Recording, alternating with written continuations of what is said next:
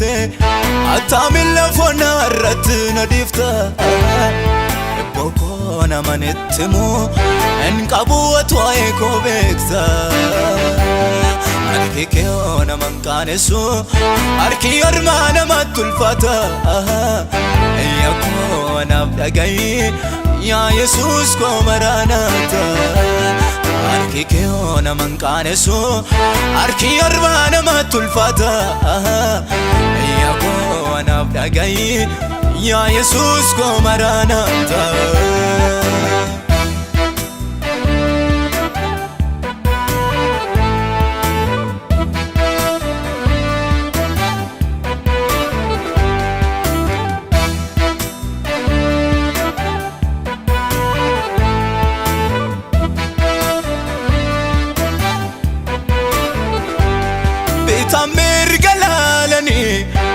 Kakabatas dabani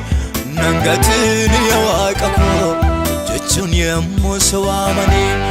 ayya jolle kenna geessa takkumaas dagatten beektu har'as waa'ee kootiif ka'e garaan deena koo gubatu boo'icha koo dhaggeeffadhu takkumaas caalin jedhini na yaadachuu kee arganii Dinanne hakana ani nagatum bektuna buufte attamiin lafoona irratti na dhiifta Boko namanatti moo en qabu waa'ee koo beekta Harki kee naman kaanesu harki ormaa namatti ulfaata Yaa koo naaf dhaga'i yaa Yesuus koo maraanaata Harki kee naman kaanesu harki ormaa namatti ulfaata Yaa koo naaf dhaga'i yaa Yesuus koo maraanaata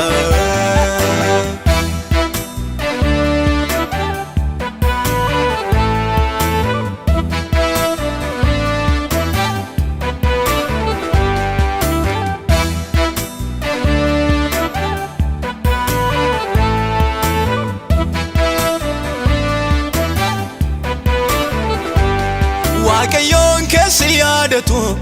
jechuun dinni naanna'ani nama keetti ergan waamame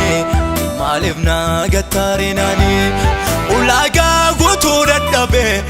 halaaf sadarkaan gadiidha waa'een koo sitti hin dheeranne ammayyuu lafti bariidha si waammadhaatti naaf ga'i obsaan si eeguun gaariidha Gatteewwan beektuuna buufte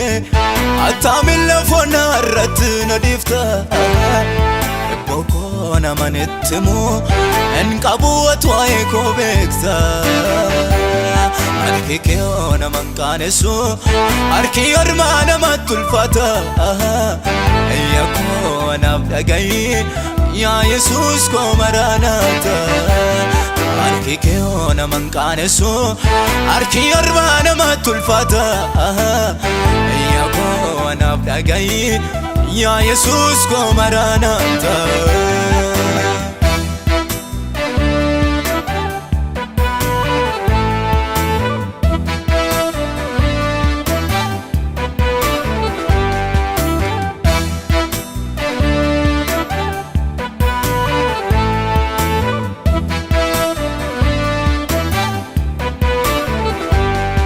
Sibiirratti waamame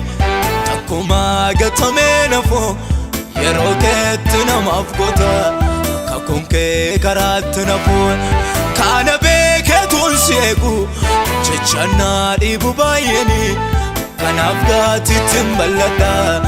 ayyaanaa kee anaaf kenni atis gaattee nanniisune na yaadachuun kee hin turine na yaadachuun kee dhiyaate Bojuun koo adeebi'ani Gatteewwan beektuuna buufte attamiin lafoona irratti na dhiifta Boko namanatti moo en qabu waa'ee koo beekta Harki kee naman kaanesu harki ormaa namatti ulfaata Yaa koo naaf dhaga'i yaa Yesuus koo maraanaata harki kee yoo naman qaanessu harki ormaa namatti ulfaata yaa koo anaaf dhaga'i yaa Yesuus koo Maraanaata.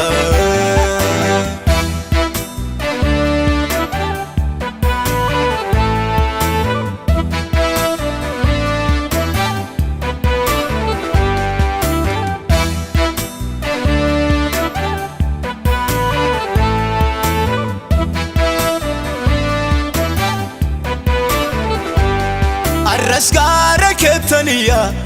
lafti oona marguudide rakkina lidhibee dadhabee takkuma siqachuu dide xiyya fuula dhaabatanii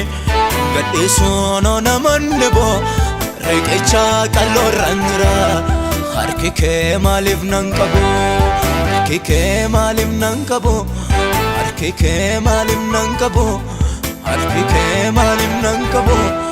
harki kee maaliif nan qabu jettee oombeektu na buufte attaamin lafoona irratti na dhiifta ebboo koo namanitti moo